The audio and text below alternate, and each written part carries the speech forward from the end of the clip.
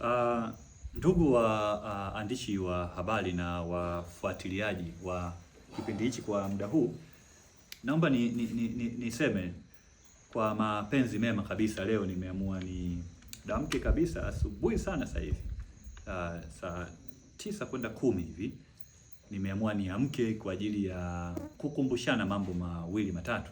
Unajua, muda mwingine ukiwa umelala ukisikia kuna sauti fulani inatokea kichwani, ile ni sauti ya Mungu, natakiwa amke na uifanyie kazi.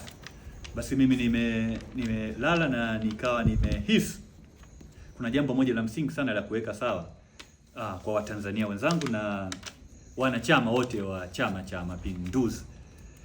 Leo ni tarehe 29 na kimsingi ni siku ambayo ya kwenda kupiga kura, na hii ni siku muhimu sana kwa Tanzania wote. Hii ni siku ya kihistoria kwa Tanzania wote, na ni siku ambayo inatokea mara moja tu kila baada ya miaka mitano.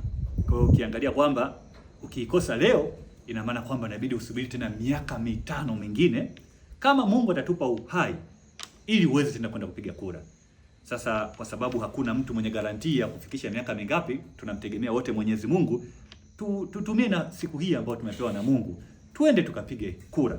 Kwa hiyo nichukue nafasi hii niseme kwamba mimi nimeshaamka mapema. Jambo la msingi, amka hapo ulipo.